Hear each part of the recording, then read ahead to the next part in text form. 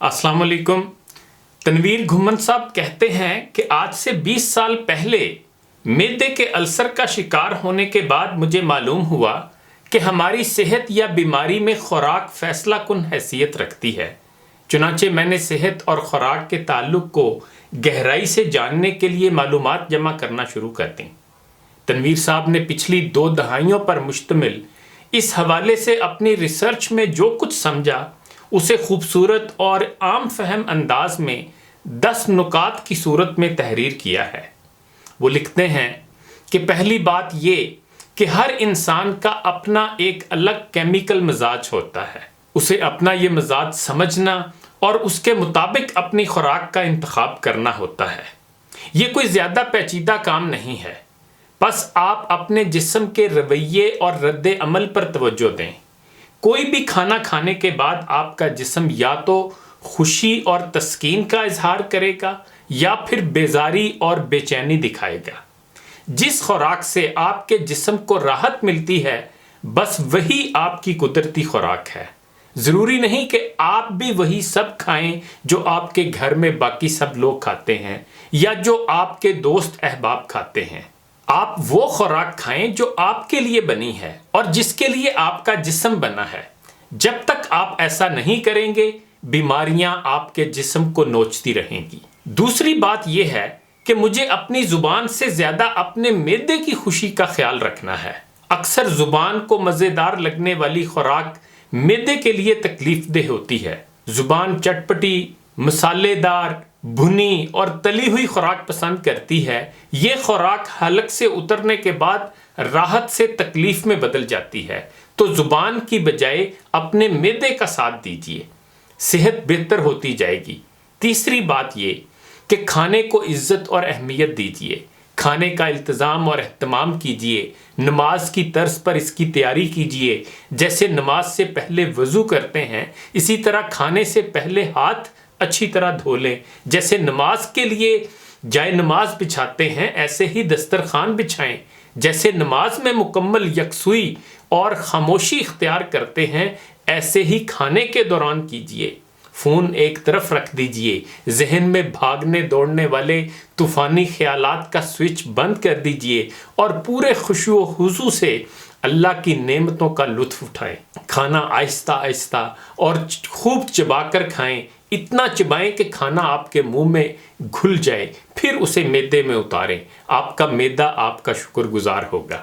چوتھی بات کھانے کی ترتیب ہے۔ جو کھانا جتنی جلدی معدے سے اتر جاتا ہے اسے کھانے کی ترتیب میں پہلے رکھیں۔ سب سے زیادہ معدے میں ٹھہرنے والی خوراک سب سے آخر میں کھائیں۔ لیکوڈ خوراک جیسے پانی اور جوسز سب سے پہلے ڈالیں، پھل اور سبزیاں اس کے بعد، اور گوشت اور اس جیسی دیر سے ہضم ہونے والی خوراک سب سے آخر میں کھائیں۔ اگر آپ دیر سے ہضم ہونے والے کھانے کے بعد جلد ہضم ہونے والی خوراک کھائیں گے تو وہ آنتوں میں جا کر توانائی کا ذریعہ بننے کی بجائے معدے میں ہی گلنا سڑنا شروع کر دے گی اور تکلیف کا باعث بنے۔ پانچویں بات یہ کہ فوڈ پیرامڈ کو سمجھیں، یعنی سب سے زیادہ کھانا ناشتے میں کھائیں، دوپہر میں اس سے کم اور رات کو اس سے بھی کم کھائیں۔ اگر آپ 4 روٹیاں کھاتے ہیں تو 2 ناشتے میں کھائیں، 1.5 روٹی دوپہر اور آدھی روٹی رات کو کھائیں۔ وہ مشہور قول تو آپ نے سنا ہی ہوگا کہ ناشتہ بادشاہوں کی طرح، ظہرانہ وزیروں کی طرح اور عشائیہ فقیروں کی طرح کرو۔ دوستوں کے ساتھ کھانے کا پروگرام ہو تو ناشتے کا انتخاب کریں۔ کسی کو دعوت پہ گھر بلانا ہو تو ناشتے پہ بلائیں۔ آپ کا معدہ آپ کو دست بستہ سلام پیش کرے گا۔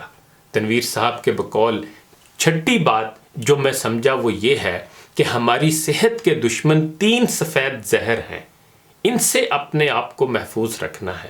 ان میں سے ایک ہمارے دل کا دشمن، دوسرا ہمارے جگر کا دشمن اور تیسرا ہمارے معدے کا دشمن ہے۔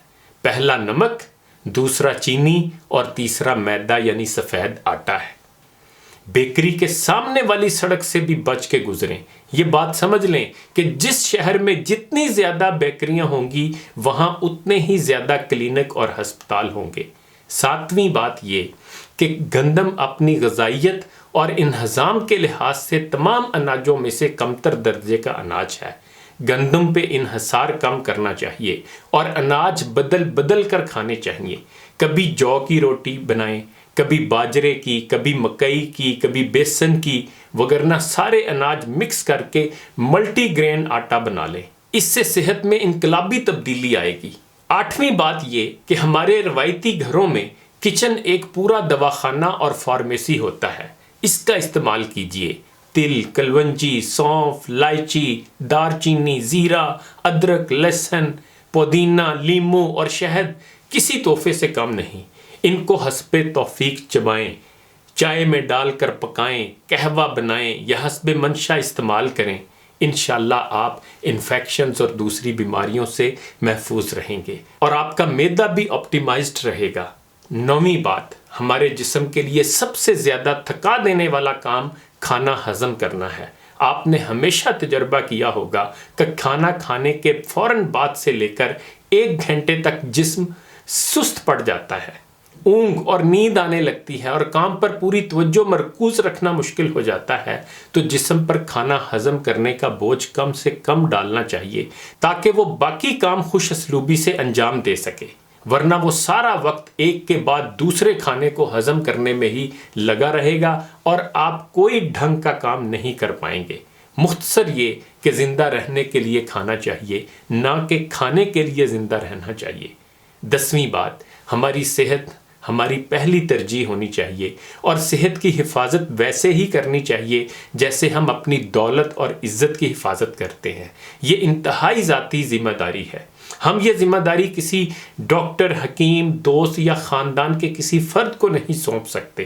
اپنی صحت کی حفاظت میں ہمیں کئی قربانیاں دینی پڑ سکتی ہیں. ہمیں وہ قربانیاں دینے کے لیے اپنی ذہن سازی کرنی چاہیے، بلکہ اس معاملے میں لوگوں کی ناراضگی بھی مول لینی پڑے تو لے لیں، لیکن صحت پر سمجھوتا نہ کریں. یاد رکھیں، ایمان کے بعد سب سے بہترین نعمت صحت ہے. اس کی قدر کریں، حفاظت کریں اور اس کے لیے بھرپور اہتمام اور کوشش شروع کر دیں. ایک صحت مند اور پرلطف زندگی آپ کے دروازے پر دستک دے رہی ہے. انشاءاللہ انہی گزارشات کے ساتھ اجازت چاہوں گا. اپنا خیال رکھیے گا. اللہ حافظ.